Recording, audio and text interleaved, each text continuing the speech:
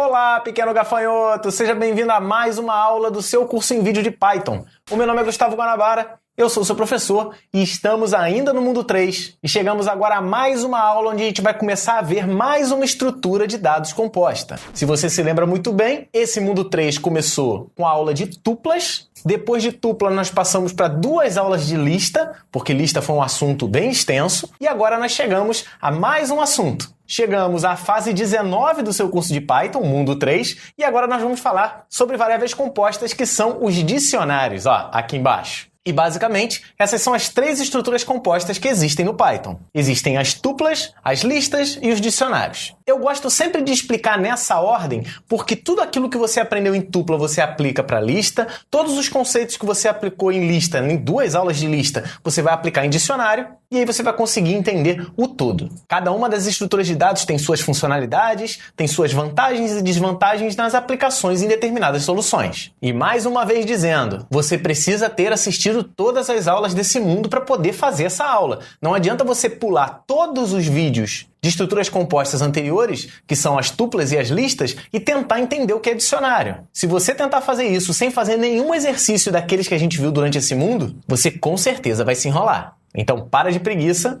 e segue a sequência do jeito que a gente colocou. E mais uma vez eu venho trazer um recado aqui dos nossos patrocinadores aqui, ó, da Hostnet Hospedagem de Sites, que agora hospeda sites em Python também. Então você está aprendendo uma linguagem de programação, está aprendendo a utilizar as estruturas de dados, as estruturas de controle, tudo aquilo que a linguagem Python oferece. E se algum dia você quiser utilizar essa linguagem para fazer sites, existem vários frameworks, o Django é o mais famoso deles, e você pode hospedar sim o seu site feito em Python nos servidores da Hostnet. Essa é uma novidade e com certeza você vai gostar pra caramba. Então é só acessar aqui, ó, hostnet.com.br e veja lá os planos de hospedagem e informe-se mais sobre a hospedagem em Python. E ó, Django é só um dos frameworks. Você tem uma série de frameworks que você pode hospedar lá na Hostnet também, não só Django. Mas vamos voltar a falar da aula 19, falando sobre dicionários, porque tá vindo aí a parte teórica da sua aula.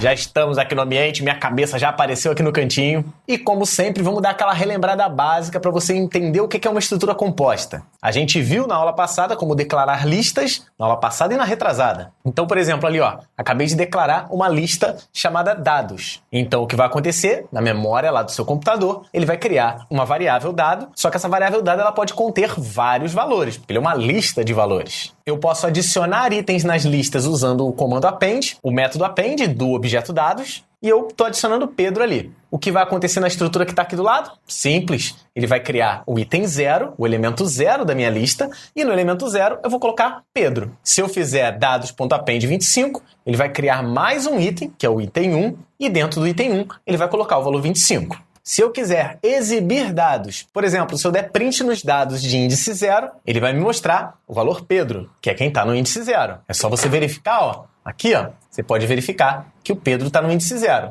Se eu der print nos dados de índice 1, ele vai me mostrar, ó, quem está no índice 1 dos dados, índice 1 é 25. Então ele vai me mostrar 25.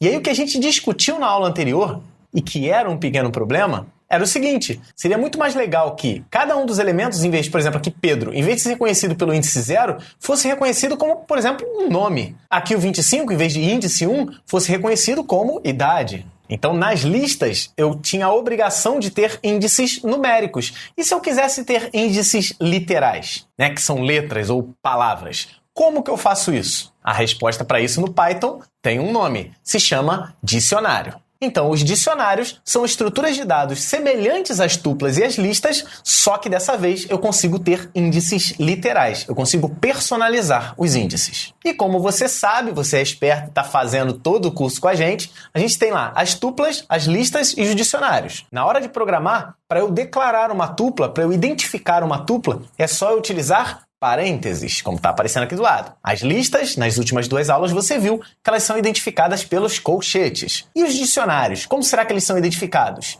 Simples resposta. Dicionários em Python são identificados por chaves. Chaves, aquele que é, né, tem aquela puxadinha do lado assim. Então, basicamente, voltando para aquela estrutura que a gente viu anteriormente, eu tenho lá dados, Pedro e 25. Eu posso declarar dados, em vez de uma lista, como um dicionário. Posso botar dados igual a dict ou dados igual a abre chave, fecha chave. Não tem diferença. Exatamente como eu estou fazendo aqui, ó. Eu posso botar dados, abre chave, fecha chave. Para eu colocar os dados já dentro da estrutura e dizendo o índice, eu posso fazer assim, ó. Nome, dois pontos, Pedro. Então eu acabei de dizer que Pedro é o valor e nome é o identificador do elemento. Então, embaixo de Pedro, aqui, ó, exatamente onde eu estou demarcando, eu tinha um 0 aqui se fosse uma lista. Agora, como dados é um dicionário, eu vou colocar nome aqui do lado. De forma similar, ó, vou botar vírgula e vou botar idade, dois pontos, 25. Significa que o 25 que está aqui do lado, ele não vai ter índice 1, ele vai ter índice idade. Então agora eu não tenho mais dados 0 e dados 1. Eu tenho dados nome e dados idade. Entendeu qual é a vantagem dos dicionários? Então agora eu não posso mais dar print dados 0 e print dados 1. Eu posso dar, por exemplo, print dados nome. E print dados nome é Pedro, porque dados é o nome da minha estrutura e nome é o primeiro elemento. Então, Pedro é a resposta para print dados nome. Eu posso também dar print dados idade. E aí, print dados idade é o elemento que eu estou marcando aqui, ó. Dados é a minha estrutura, idade é meu elemento. Então ele vai botar 25 na tela. Já já na prática você vai ver isso funcionando. E como é que eu faço para adicionar elementos? Você percebe aqui, ó, como é que eu, por exemplo, eu tenho nome, idade, quero colocar mais um elemento aqui, sexo, por exemplo. E aí você fala, é só dar um append. Não precisa. No caso do dicionário, o append não funciona. Eu posso simplesmente criar um novo elemento usando o comando que é o seguinte. Por exemplo, dados sexo recebe masculino. O que ele vai fazer? Então eu estou dizendo aqui, ó, dados sexo, eu não tenho sexo nem aqui, nem aqui. Então ele vai criar um elemento aqui no final, ó, ele vai criar o elemento sexo, vai colocar M dentro dele, exatamente como aconteceu aqui do lado, e tudo vai ser feito automaticamente. Esse elemento aqui no final vai ser criado e adicionado ao seu dicionário. Outra coisa que você pode fazer é remover elementos. E esse comando você já aprendeu. No caso do dicionário, para remover elemento, eu uso o comando del. Então, eu vou botar aqui, ó, del, dados, idade. Então, assim, ó, dados, idade é esse elemento aqui, ó, dados do elemento idade. Então, ele vai eliminar esse elemento. Vamos eliminar o elemento idade, ele vai perder o elemento e o valor dele, e a estrutura vai se simplificar. Não vai ocupar mais o espaço da idade. Viu como é simples? Vou criar outro exemplo de dicionário aqui, ó. Vou criar um dicionário para guardar nomes de filme. Então, por exemplo, vou criar lá um dicionário filme. Eu posso fazer exatamente isso aqui no meu PyCharm. Criar a estrutura filme, abrir chave e fechar chave em outra linha e preencher os dados no meio. O que importa é eu abrir e fechar a chave. Esse comando vai criar na memória do seu computador o filme. Vamos colocar o seguinte, o primeiro elemento vai ser título, dois pontos, Star Wars. O que ele vai fazer? Criar um elemento chamado título e colocar Star Wars dentro dele. Botei a vírgula ali branquinha no final e vou colocar, ó, ano, dois pontos, 1977. Então ele vai criar um elemento, ano, e vai colocar o ano de lançamento do primeiro Star Wars. Por fim, eu vou colocar o diretor. Botei lá, diretor, dois pontos, George Lucas. Ele vai fazer exatamente o mesmo princípio. Vai colocar o nome do diretor e criar o elemento. Então agora eu tenho a estrutura de dados filme com 3 elementos. O elemento título, o elemento ano e o elemento diretor. O Python chama esses elementos de chaves, ou keys. Já já você vai ver isso funcionando. Eu posso a qualquer momento acessar itens, chaves ou simplesmente os valores. E é importante que você saiba a diferença entre valor, chave e item. Eu vou te explicar aqui e vai ser facinho, considerando essa mesma estrutura que está aparecendo aqui do lado da minha cabeça. Olha só, vou colocar ali, ó, printFilme.values. Se eu boto .values, o values, né, com parênteses, né, ele é um método interno, ele vai me retornar todos os valores do meu dicionário. Se eu quiser pegar só a parte de baixo, então, ó, se eu boto values, ele vai pegar a parte de cima, essa que ficou amarela aqui. Se eu quiser a parte de baixo, título, ano e diretor, eu vou utilizar filme.keys. Como eu disse, são as chaves, que é exatamente a parte de baixo, que acabou de ficar marcada aqui também. E se por acaso você quiser utilizar, pegar todos os valores, olha, tanto os values quanto os keys, né? Eu quero tanto o value quanto o key. Eu vou utilizar o item. Então eu vou botar, se eu tiver print filme.items, ele vai pegar os dois. Exatamente o que eu acabei de marcar aqui do lado. E eu posso usar esses conceitos de values keys e items para utilizar nos laços. O for, por exemplo, eu posso utilizar esses elementos. É bem parecido com o enumerate que a gente utilizava nas tuplas e nas listas. Dá uma olhadinha aqui, ó. Vou fazer um for aqui. Ó, for key, eu vou criar uma variável k, que é para key, e v, que é para value, né? Já que eu tenho os dois dentro de items. Então, para cada chave e valor no filme.items, eu vou fazer um print. Um print formatado, o k é v. O que é o k é v? Isso aqui é chave, tá? Tá entre chaves. O k é a chave. Título é v. Star Wars. Então, assim, no primeiro for, no primeiro laço do for, ele vai parar exatamente aqui. Então, printf, o k é v, ele vai escrever na tela o título é Star Wars. A gente sabe, pela estrutura, né, do mundo 2, que o for, quando ele chega no final, ele volta para cá para cima. Ele vai fazer exatamente esse sentido. Quando ele volta, ele estava parado aqui no título. Agora ele vai ficar parado no ano. Então ele vai escrever o K é V. Só que dessa vez o K vai ser ano e o V é 1977. Então ele vai escrever na tela o ano é 1977. Feito isso, ele vai voltar mais uma vez, vai fazer esse looping. E aí ele estava parado em ano e vai passar para diretor. Vai escrever o K é V, a chave é diretor, o valor é George Lucas. Então ele vai escrever o diretor é George Lucas. Chegando no final, ele não tem mais nenhum elemento, então ele termina o laço, termina a estrutura de repetição.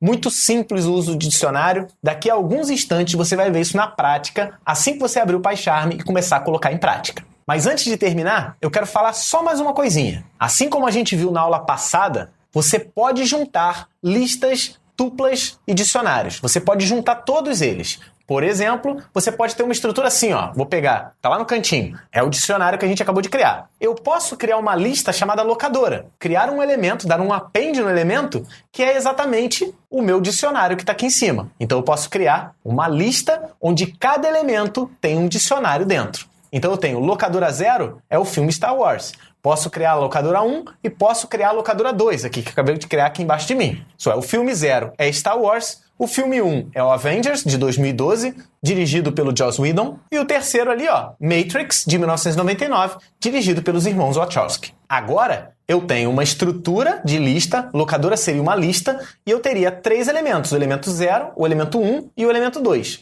Dentro do elemento 0, eu tenho um dicionário. Dentro do elemento 1, eu tenho outro dicionário, e dentro do elemento 2, eu tenho outro dicionário.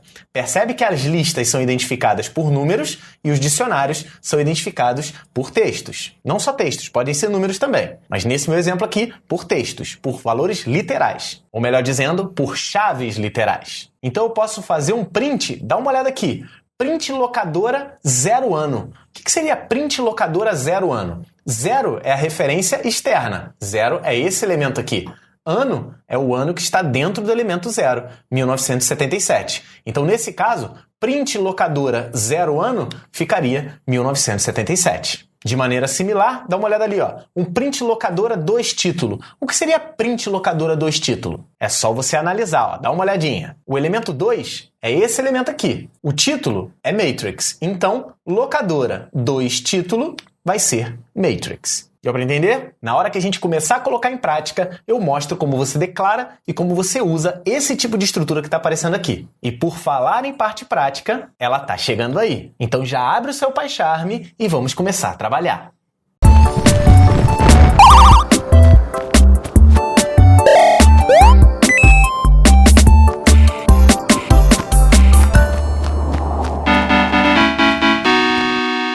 Antes de começar a sua parte prática, também gostaria de agradecer muito a todas as pessoas que fizeram esse curso acontecer. Os nomes já estão aparecendo, a gente teve vários colaboradores, como eu sempre falo, mais de 1000 pessoas colaboraram para que você pudesse ter esse vídeo. Eu fico muito orgulhoso desse projeto, a minha responsabilidade com quem colaborou principalmente é muito grande e eu gostaria de sempre agradecer a todos aqueles que fizeram isso acontecer. E mais uma vez eu te convido, ó, se por acaso você puder ajudar a manter o projeto do Curso em Vídeo funcionando, que nesse endereço que está aqui embaixo, ó, cursoemvideo.com/apoie. Vai lá que você vai poder ajudar a gente e vai poder, em alguns casos, ser bastante ajudado. Isso porque a gente está em período de teste, no momento em que eu estou gravando esse vídeo, não sei quando você está assistindo, pode ser que a nossa plataforma de cursos pagos já esteja funcionando. Essa daqui, ó, a Estudonauta. O site estudonauta.com. Ele funciona tipo um Netflix. Você paga uma assinatura, paga um valorzinho pequenininho por mês e você pode ver todos os cursos que estão disponíveis lá. É um projeto em paralelo com o curso em vídeo que a gente está tocando e tem cursos diferentes daquele do curso em vídeo, como o curso de programação básica com Portugal Studio, o nosso aqui é com Visualg. A gente tem também, aqui a gente tem HTML, PHP e banco de dados. Agora você vai juntar tudo num curso que tem lá, um site completo em PHP acessando o banco de dados. Nós temos também curso de Android Studio, curso de linguagem C, que é uma das mais pedidas nas universidades, e também, se você quiser criar um canal, a gente tem um curso caprichado de produção de vídeo, onde eu vou dar dica de iluminação, dica de câmera, que câmera eu uso, que câmera é melhor usar, dá para fazer um canal com celular, onde eu ilumino, onde é melhor gravar, como é que eu trato o áudio, gravo áudio separado, gravo junto, como é que eu faço vinhetas, como é que eu faço essas animações todas que aparecem por aqui, como é que eu faço não, como é que o Ramon fez as animações, como é que corta o vídeo, como é que eu corto não, como é que o Michel corta, ele tá ali atrás cortando o vídeo. Eu espero.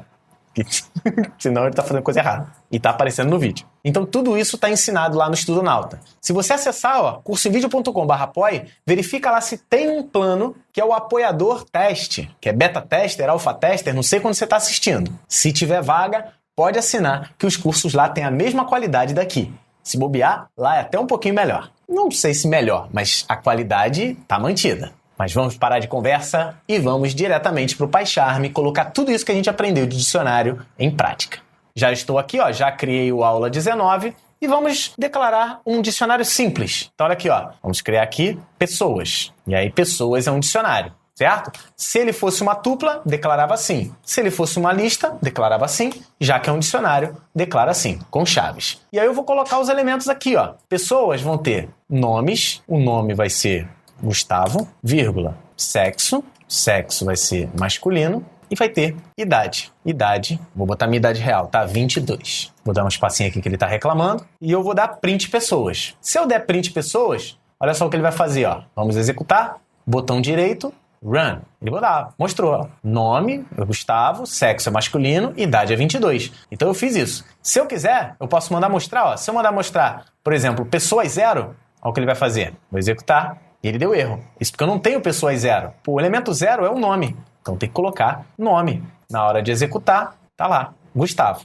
Se eu quiser, eu também posso mostrar a idade. Executando, 22. Minha idade real. Se eu quiser, eu posso fazer assim, Isso aqui é importante, isso aqui é interessante. Se eu quiser um print formatado, vou botar aqui, O tal tem tantos anos. Se eu quiser fazer isso, eu vou ter que botar assim, Pessoas, nome. Se eu fizer assim, vai dar erro. Tá vendo? Já ficou vermelho. Como ele está dentro de aspas simples, eu vou ter que usar aspas duplas nesse caso. Pessoas, nome. Tem tantos anos. Pessoas, idade. Importante que na hora de referenciar os elementos, você usa colchete. Na hora de declarar, eu vou usar chaves. Então, eu vou botar aqui pessoas, nome, tem, pessoas, idade, anos. Olha o que ele vai fazer. Executando, o Gustavo tem 22 anos. Beleza? Então é assim que a gente trata os dicionários. Outra coisa que eu posso fazer é print pessoas.keys. Se eu estou mandando printar as chaves, ele vai me mostrar nome, sexo e idade. Olha só como é que ele mostra. Ele mostra exatamente, dict keys é nome, sexo e idade. Se eu mandar mostrar, em vez do keys, os valores, values, ele vai me mostrar os valores. Olha lá, dict values, Gustavo, masculino, 22. Se eu mandar mostrar pessoas.items, eu vou executar. Dict items, eu tenho nome Gustavo, sexo masculino, idade 22. Percebe aqui que ele foi uma composição de elementos? Ele disse que os itens são uma lista, tá vendo? Ele está entre colchetes, é uma lista. E essa lista é composta de 3 tuplas. O nome sendo Gustavo, para esse momento, o sexo sendo masculino, para esse momento, e a idade sendo 22, para esse momento. Então a representação gráfica aqui já consegue nos mostrar como funciona. Outra coisa que eu posso fazer é acessar as chaves, os valores e os itens por laços. Então eu vou botar aqui, um for para cada key in pessoas.keys. Isso é, para cada uma das chaves, eu vou mostrar um print, o K. Se eu mandar mostrar só o K, olha o que ele vai fazer, nome, sexo e idade. Se eu substituir o keys aqui por values, vou executar, Gustavo, masculino, 22. Se eu quiser utilizar o items, eu vou ter que botar o seguinte, a chave e o valor. Aí eu consigo dar um print formatado aqui, aquele caso aqui. o K igual o V. Olha só o que vai acontecer aqui. Ele vai executar, ele vai dizer nome igual a Gustavo, sexo igual a masculino, idade igual a 22. Viu como é simples? Eu não tenho o enumerate, que seria enumerate para eu utilizar nas tuplas e nas listas. No dicionário, eu tenho que utilizar o items. Então tem essa diferença aí entre os elementos, entre as sintaxes de tecnologias diferentes. Outra coisa que eu posso fazer aqui, ó, vamos tentar apagar, eu vou apagar, ó, del, pessoas, sexo. Isso é, eu declarei e apaguei o sexo. Automaticamente eu só tenho nome e idade. Vamos ver se funciona? Olha lá, ó, nome é Gustavo, idade é 22. O item sexo, o elemento sexo, foi apagado aqui pelo comando del. Outra coisa que eu posso fazer, ó, não vou apagar o sexo ainda, eu posso fazer o seguinte, ó, a pessoas, nome, vai deixar de ser Gustavo e vai passar a ser Leandro, por exemplo. Um grande abraço pro Leandro do Apoie-me. Hoje em dia, todos os apoios do curso em vídeo só são disponíveis por conta do Leandro. Valeu mesmo, meu querido. Então ele está colocando o Leandro aqui no nome. Executando, eu tenho o nome Leandro, sexo é masculino, a idade é 22. Então eu posso modificar. Posso também adicionar. Por exemplo aqui, vou botar aqui peso, vai ser 98,5. Vou adicionar um elemento. Ele já adicionou lá, ó. O nome é Gustavo, o sexo é masculino, a idade é 22, o peso é 98,5. Então isso daqui funciona sem utilizar o append. Eu não preciso dar append para isso. Tranquilidade? Agora, vamos fazer o seguinte, ó. Eu vou apagar aqui e vou limpar aqui, certo? Recomecei tudo. Agora o que eu vou fazer é criar um dicionário dentro de uma lista. Vamos fazer isso daqui? Olha só, vamos colocar o seguinte, vamos colocar aqui, ó, estado, vai ser um dicionário. Então eu tenho o estado aqui, vou colocar Rio de Janeiro, ó, o F, unidade federativa, vai ser Rio de Janeiro, e a sigla vai ser RJ. Beleza. Vou botar aqui estado 1 e estado 2. Vai ser unidade federativa São Paulo, e a sigla vai ser SP. Ok. Agora eu vou fazer o seguinte, eu vou criar uma lista chamada Brasil. Brasil vai ser uma lista, ou assim, ou assim. A gente aprendeu os dois jeitos. Criei Brasil como uma lista, estado 1 como um dicionário, estado 2 como um dicionário. Vou fazer, ó, Brasil.append, isso é, eu vou adicionar um item que é o estado 1. Depois eu vou dar Brasil.append, estado 2. Ok, vamos dar um print agora aqui, ó. Se eu printar estado 1, ele vai me mostrar o dicionário, ó. Unidade Federativa, Rio de Janeiro, sigla RJ. Ok. Se eu mandar mostrar o estado 2, ele vai mostrar Unidade Federativa São Paulo, sigla SP. Se eu mandar mostrar a lista Brasil, olha o que ele vai fazer. Ele criou uma lista, ó. Ele abre aqui e fecha aqui. Dentro dessa lista eu tenho o primeiro elemento, que é um dicionário, que é o Rio de Janeiro, e eu tenho o segundo elemento, que é São Paulo, certo? Então agora eu tenho uma lista com dicionários. Se eu mandar mostrar Brasil 0 é o estado que foi adicionado primeiro, que é o Rio de Janeiro. Olha lá, mostrou o Rio de Janeiro. Brasil 1 é o segundo estado, que é São Paulo. Tranquilidade? Agora eu vou fazer o seguinte, se eu quiser mostrar o seguinte, ó, Brasil 0 e com o elemento UF, isso é, Brasil 0 UF vai ser, Brasil 0 foi o primeiro que foi alimentado, foi Rio de Janeiro. O F é Rio de Janeiro. Então, Brasil 0 UF corresponde a Rio de Janeiro. Brasil 1 sigla corresponde a SP, que é São Paulo. É só você analisar o código aqui de cima. Então fica fácil de você conseguir trabalhar. E aí tem um pequeno probleminha. Eu vou mostrar para você durante os exercícios, e mais uma vez, exercício é algo muito importante. Editor querido, que está aqui do lado, por favor, coloque em tela cheia que eu tenho que passar um recado para as pessoas. Essas aulas, principalmente as aulas do Mundo 3, têm desafios bem complexos. E a gente já sabe aqui dentro do curso em vídeo que as visualizações dos exercícios são muito menores do que as visualizações das aulas. Porque as pessoas acham o seguinte, é só assistir o vídeo e eu já estou sabendo tudo. Aí o cara não faz exercício, não pratica, chega lá na frente, não aprendeu Python e a culpa é da linguagem. Não, meu querido, não, minha querida. A culpa é sua. Você não colocou em prática. Você não é obrigado a assistir os vídeos de exercícios. Só que você é obrigada a fazer os exercícios. Porque é assim que você vai aprender. Esses desafios no Mundo 3, eles são mais completos, mais complexos. Então, assista o vídeo com as resoluções. É para isso que as resoluções existem. Então, é muito importante, principalmente nessa aula, na aula anterior e nessa aula, você assistir a resolução dos exercícios. Eu estou colocando nos exercícios coisas que eu não ensinei durante a aula também. Justamente para forçar a galera a assistir esses vídeos e complementar os seus estudos. Então, não dá mole. Agora a gente pode voltar para a telinha, eu posso voltar para aquele quadradinho. O esporro já terminou. Olha só, uma característica interessante, que a gente já viu isso na aula anterior, mas olha só o que eu vou te mostrar. Vamos fazer o seguinte, eu quero ler, eu vou ter aquele mesmo coisa, eu vou ter o estado, que vai ser um dicionário, eu posso botar aqui sim, ó, dict, e eu tenho o Brasil, que vai ser uma lista. Ok, declarei. Aí eu vou fazer o seguinte, eu vou querer ler 3 estados, fazer for, contador, in range, de 0 até 3. Então ele vai fazer 0, 1 e 2. Beleza. Vou ler o estado, unidade federativa e a sigla. Então vou botar aqui, ó. Estado, unidade federativa, eu quero ler, né? Vai receber um string, um input, unidade federativa. Eu vou colocar lá.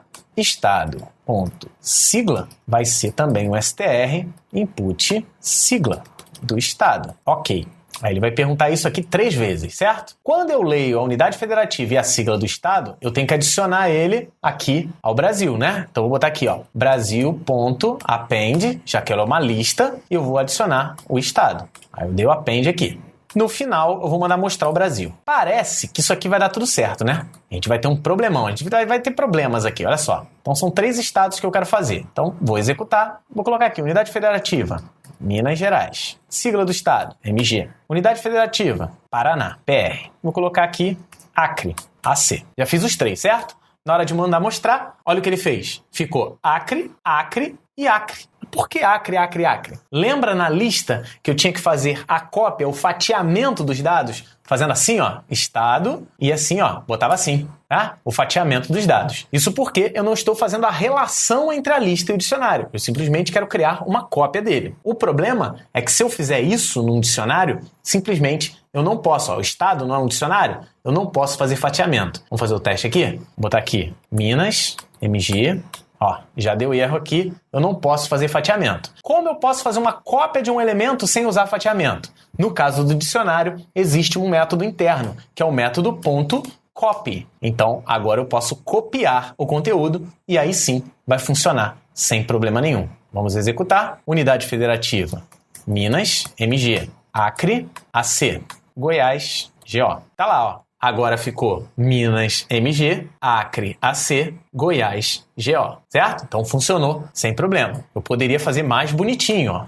For, para cada estado in Brasil, eu mostro o estado. Vou botar aqui, vamos fazer de forma simples no início. Mostra o estado. Para cada estado em Brasil, ele mostra o estado. Vamos ver aqui. Rio, RJ, Sampa, SP, Paraná, PR. Olha lá, ó, ele mostrou, cada estado é um dicionário. Se eu quiser mostrar bonitinho também, eu posso fazer um outro for aqui dentro, compondo, já que é para dicionário. Esse for de fora é da lista. Esse for de dentro é chave e valor in que é esse objeto aqui que foi gerado, ponto items, que é o meu dicionário. Então eu tenho um for para cada um. Vamos colocar aqui, ó. Vamos colocar um print formatado bonitinho e vou colocar o campo tal tem valor tal. Vamos colocar aqui o campo K tem valor V. Vamos ver como é que funciona aqui. Vamos executar, colocar lá Rio de Janeiro, RJ, São Paulo, SP, Goiás, GO. Olha lá, ó. O campo UF tem valor Rio de Janeiro, o campo sigla tem valor RJ, o campo UF tem valor São Paulo, o campo sigla tem SP, o F tem Goiás, a sigla tem GO. Se você quiser, eu não vou nem botar aqui para cada elemento. Eu posso também acessar dessa maneira aqui. Ou então você pode fazer assim, ó. Posso colocar só para valor, em vez de itens, ponto values, e posso dar um print em V aqui. Vamos ver como ele vai funcionar. Rio, RJ, Sampa, São Paulo, Bahia, BA. Olha lá, ó. Rio, RJ, Sampa, SP, Bahia, BA. Eu posso até dar um end igual a tal coisa, aí eu vou botar aqui. Ainda posso botar um print vazio aqui para ele pular de linha. Também vamos lá. Botar aqui Acre, AC, Amazonas, AM, Pará, PA. Tá lá, ó. Acre, AC, Amazonas, AM, Pará, PA. Posso até fazer assim, ó. Dar um espacinho aqui para ficar mais organizado. Então assim, eu posso utilizar laços dentro de laços, esse laço de fora sendo para uma lista, esse laço de dentro sendo para um dicionário. Então eu consigo misturar tudo aquilo que a gente viu durante todas as aulas. Você entende agora que não adianta você olhar esse código que está aqui do lado e achar que você vai entender só assistindo a aula de dicionário, sem fazer nenhum exercício de tupla e de lista, principalmente de lista? Então, para de preguiça, volta para o início desse mundo e faz todos os exercícios. E por falar em exercícios, os dessa aula estão caprichados, eu vou mostrar todos eles funcionando e você vai replicar isso em casa. Então, chegou agora o momento dos desafios da aula.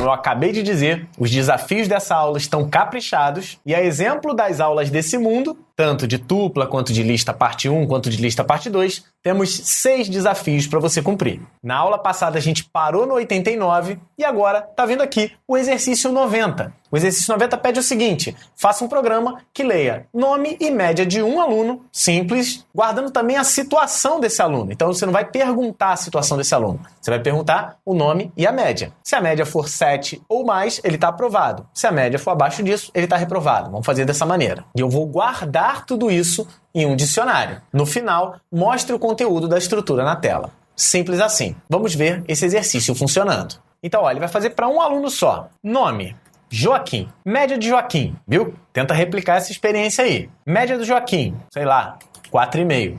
Aí ele vai mostrar, ó, o nome é igual a Joaquim, a média é igual a 4,5 e a situação é igual a reprovado. Vamos executar de novo. Vamos dar Gláucia.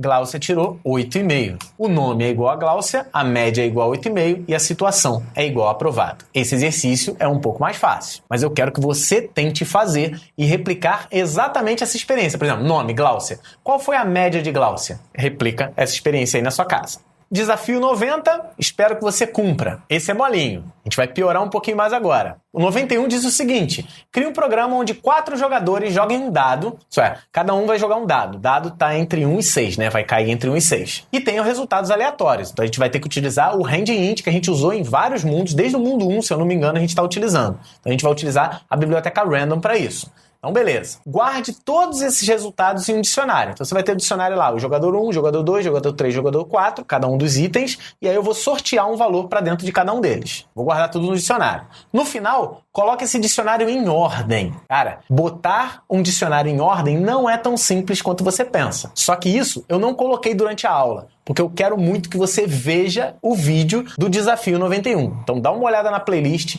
vê a solução do Desafio 91. Antes de ver a solução, tenta você mesmo colocar esse dicionário em ordem. Eu vou te mostrar ele funcionando e você vai ver do jeito que eu quero que seu programa se comporte. Então no final, coloque esse dicionário em ordem, sabendo que o vencedor tirou o maior número do dado. Vamos ver esse programa funcionando, você vai ver o jeitinho que eu quero que ele rode na sua casa.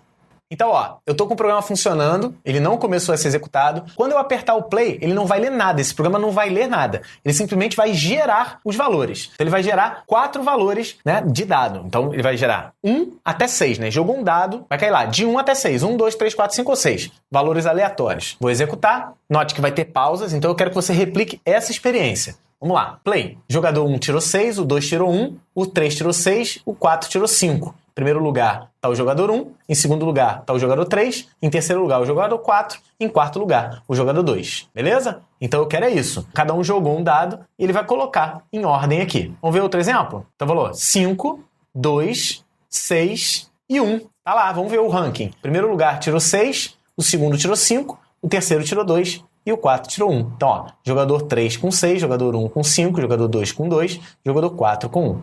Então eu quero isso daqui tudo dentro de um dicionário. Tenta fazer aí na sua casa e você vai ver como é um pouquinho complicado você colocar um dicionário em ordem. Mas eu só te explico no vídeo da resolução do Desafio 91. Vamos terminar esse e vamos passar para o Desafio 92. Crie um programa que leia nome, o ano de nascimento e a carteira de trabalho de uma pessoa e cadastre com a idade. Eu não quero guardar o ano de nascimento, eu quero guardar a idade em um dicionário. Então no dicionário eu vou ter o nome, a idade e a carteira de trabalho. Mas na verdade você não vai ler a idade, você vai ler o ano de nascimento. Vem ver como é que você vai fazer isso daí. Salvou no dicionário. Se por acaso a carteira de trabalho, né, CTPS significa Carteira de Trabalho de Previdência Social, for diferente de 0, o dicionário receberá também o ano de contratação no trabalho e qual o salário da pessoa. Calcule acrescente, além da idade, que eu já falei anteriormente, com quantos anos a pessoa vai se aposentar. Olha quanta coisa você vai ter que fazer. Então você vai ler o nome, o ano de nascimento e a carteira de trabalho. Se por acaso você botar a carteira de trabalho 0, a pessoa não tem carteira de trabalho, não vai precisar ler mais nada. Vai mostrar os dados na tela. Agora, se tiver a carteira de trabalho, tiver um número e vai perguntar: qual foi o ano de contratação? Vai colocar no dicionário também. Qual o salário? Também vai colocar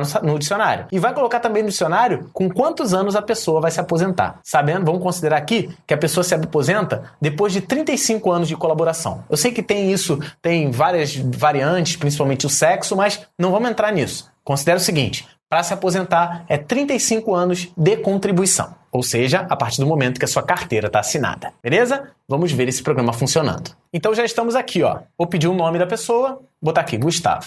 Ano de nascimento, vou botar o meu ano de nascimento, 1978. Agora vocês vão descobrir qual é a minha idade real. Carteira de trabalho. Tenho carteira de trabalho. Vou botar lá, 1, 2, 3, 4. Sei lá, o número da carteira de trabalho. Salvou. O ano de contratação. Eu fui contratado em 1995. Salário. Vou botar aqui, R$1.000. Certo? Então cadastrei lá. Ele vai me mostrar os dados no final, ó. Esse aqui é o meu dicionário inteiro, tá? Você não precisa nem mostrar ele, só botei aqui para facilitar. Então eu tenho um dicionário com o nome, que é Gustavo, a idade, que é 40, minha carteira de trabalho, a minha contratação, que é 1995, o salário, que é 1.000, e a aposentadoria, que vai ser com 52. E aí eu fiz um laço, que é o seguinte, ó. Nome tem o valor Gustavo, idade tem o valor 40, CTPS tem o valor 1234, a contratação tem o valor 1995, o salário tem o valor 1.000 e a aposentadoria tem o valor 52. Na verdade, o que eu li foi só o nome, o ano de nascimento, e eu já calculei, peguei o ano atual no sistema, a gente viu como é que faz isso. Cara, assiste esse vídeo da resolução desse exercício se você não conseguir. Ele não é um exercício facinho, ele não é um exercício muito difícil, mas ele também não é um exercício molezinha de se fazer. Acompanha aí na resolução. Vou cadastrar aqui, tentar cadastrar aqui alguém que não tem carteira de trabalho. Vou botar aqui, ó, Pedro, que nasceu em 2002, carteira de trabalho, 0, não tem. Então ele já termina e já mostra lá. Ó, o Pedro tem a idade de 16 e a carteira de trabalho dele é 0. Ele não tem. Então ele não perguntou sequer o ano de contratação, nem o salário, porque ele não tem carteira de trabalho. Quero que o seu programa funcione desse jeito. Fica aí o desafio. Esse 92 aqui tá bom, né? O 91 e o 92 estão muito bons. Olha só o 93. Ele pede o seguinte: crie um programa que gerencie o aproveitamento de um jogador de futebol. O programa vai ler o nome do jogador e quantas partidas ele jogou. Então eu vou dizer lá, o Garrincha jogou 50 partidas. Aí ele vai perguntar para cada uma das 50 partidas a quantidade de gols feito em cada partida. No final de tudo isso será guardado num dicionário. Então eu vou ter o nome do jogador e o aproveitamento dele guardados num dicionário. Esse aproveitamento, eu quero que seja uma lista. É uma lista onde tem gols para cada um dos jogos que ele jogou. No final de tudo, isso será guardado em um dicionário, incluindo o total de gols feito durante o campeonato. Então, você vai botar o nome do jogador, quantas partidas ele jogou, aí ele vai perguntar quantos gols em cada uma das partidas e depois ele vai salvar também no dicionário o aproveitamento dele. Vamos ver esse programa funcionando, porque ele está bem caprichado também. Então tá lá. Vamos botar lá o nome do jogador. Joelson. Joelson jogou, 5 partidas. Quantos gols na partida 0? Na primeira partida ele fez 2 gols. Depois ele fez 1 gol. Nas outras 2 partidas ele não fez nenhuma. E na última partida ele fez 3 gols. Certo? Então o Joelson, no final, ele fez 6 gols ao todo. Certo? Então tá lá, ó. Mostrei, ó. Essa aqui é a minha estrutura. Olha o meu dicionário aqui. Meu dicionário fez o seguinte: o nome é Joelson, os gols dele para cada uma das partidas, olha aí, dentro de uma lista, faz isso aí funcionar. E o total de gols está aqui, 6. Então o campo nome tem o valor Joelson, o campo gols tem o valor tal, tem cada um dos gols, e o campo total tem o valor 6. E para ficar mais desafiador, se você fizer isso daqui, é o início do desafio. Isso daqui é um segundo passo do desafio. Isso aqui é o mais completo. Olha só, o jogador Joelson jogou 5 partidas. Na partida 0 ele fez 2 gols, na partida 1 ele fez 1 gol, na partida 2 ele fez 2, na outra ele fez 3 e na última partida ele fez 3. Foi um total de 6 gols. Olha isso, eu quero que você tente chegar nessa solução aqui que é a mais completa de todas. Tenta chegar aqui, se conseguir, tenta pular para essa, se conseguir essa, tenta chegar nesse desafio aqui maior e resolver o seu problema. Mas nunca se esqueça, existe um vídeo, é só você olhar, ó, resolução do desafio 93. Procura aí na playlist, se ainda não tiver na playlist, vai ser lançado em breve, assiste e tenta fazer sua própria solução. Nenhum desses exercícios é feito difícil para você desistir. Ele é feito um pouco mais complexo porque a vida do programador é isso, é de soluções complexas. E afinal de contas, você já está no mundo 3 do curso de Python. Não adianta ficar esperando só molezinha. Todos os mundos a gente teve os desafios que foram um pouquinho mais complexos. Nesse agora, cada vez que a gente avança, mais complexo fica. Vamos agora para o 94, por falar em complexo, olha esse aqui, ó. Cria um programa que leia nome, sexo e idade de várias pessoas. Várias. Guardando os dados de cada pessoa em um dicionário, cada pessoa vai ser um dicionário. E todos os dicionários em uma lista. Então eu vou ter uma lista cheia de dicionários, porque eu vou ter várias pessoas. No final me mostre quantas pessoas foram cadastradas, a média de idade do grupo, uma lista com todas as mulheres e uma lista com todas as pessoas com idade acima da média. Cara, isso vai dar trabalho. Tem a solução também, mas vamos ver agora esse programa funcionando. Vamos lá então, são várias pessoas. Nome, vou botar aqui, Gustavo. Sexo, masculino. Idade, 40. Quer continuar? Quero. Nome, Pedro. Sexo, masculino. Idade, 22. Quero continuar. Maria, sexo feminino, idade 33.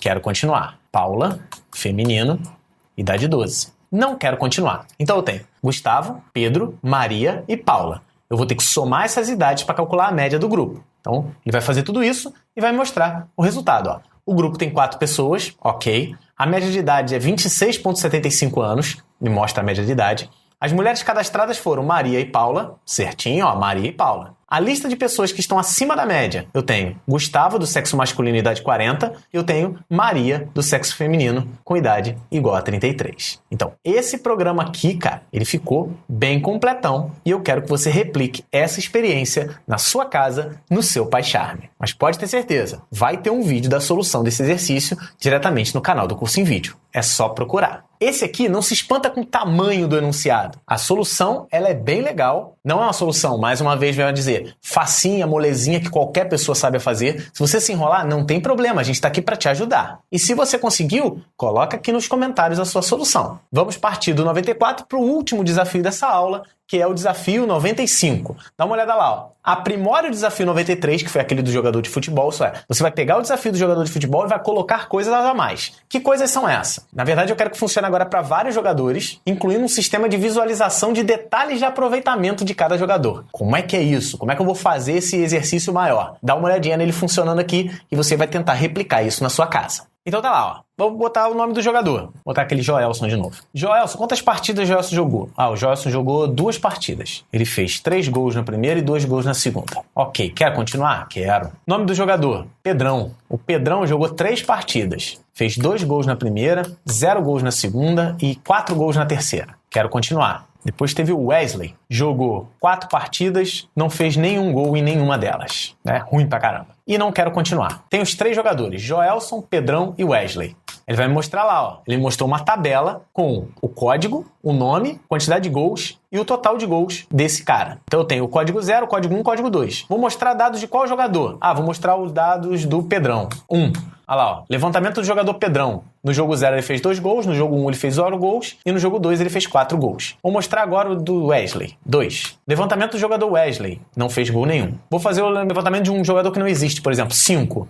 Olha lá, erro, não existe jogador com código 5. Tento novamente. Se eu digitar o valor 999, ele vai parar. Ó. Apertei 999, volte sempre. Tranquilo? Então, cara, dá uma olhada. Isso aqui ficou bem completo. É o último desafio dessa aula. Então, ele ficou caprichado mesmo. Então é isso. Agora você tem muito trabalho para fazer. Se por acaso você se enrolar em qualquer exercício, não tem problema. A gente está aqui para te ajudar a aprender. Eu não fiz esse curso para mostrar que, não, eu vou ensinar um negócios difíceis para o cara desistir. Não desista. Desistir não faz parte do seu dicionário, para aproveitar o assunto da aula. Não desista. Se por acaso a coisa ficar feia, procura os vídeos da solução, vê a resolução dos exercícios, assiste, pratica e depois tenta fazer sozinho. Tenta até aprimorar, porque o que eu faço durante as resoluções é tentar ser o mais simples possível. Você pode até aprimorar ainda mais os seus exercícios e tornar eles melhores. Mas aquilo que eu apresentei aqui vai ser apresentado em vídeos separados, um para cada desafio. Então é isso, chegamos ao final da aula 19, espero sinceramente que você esteja gostando. Se estiver gostando, peço encarecidamente, aqui embaixo você se inscreve no canal, habilita o sininho, porque a gente sempre lança coisa boa aqui no Curso em Vídeo. É só você ver o nosso histórico, vai no nosso canal do Curso em Vídeo no YouTube, clica lá em playlists e vê todo o conteúdo que a gente já produziu em todos esses anos. Vê se vale a pena você se inscrever no canal. Vê também se vale a pena você dar uma ajuda pra gente, cursoemvideo.com/apoie. Dá uma ajuda, porque o canal canal só funciona com o apoio de vocês hoje em dia. E mais uma vez, muito obrigado a todas as pessoas que fizeram esse curso acontecer. Sou eternamente grato a vocês e também sou eternamente grato a essa queridona aqui, a HostNet, que está apoiando a gente desde o início do canal. Eu me despeço por aqui, fica saindo aí nas próximas semanas a resolução desses 6 exercícios e logo logo a gente vai voltar aqui para estudar um pouquinho sobre métodos, que é o nosso próximo assunto dentro desse mundo 3. Não se esqueça de praticar, compartilhe esse vídeo com o maior número de pessoas, bota lá naquele grupo lá do seu grupo do Facebook ou grupo do WhatsApp que você participa, mostra o quanto a gente está fazendo aqui nesse curso de Python. Eu tenho certeza que ele está fazendo muito mais do que muito curso de Python que está disponível por aí, inclusive cursos pagos. Dá essa moral pra gente, espalha o nome do curso em vídeo pra galera. Um grande abraço, até os próximos vídeos de desafio e até a aula 20. Bons estudos aí, boa prática e até a próxima!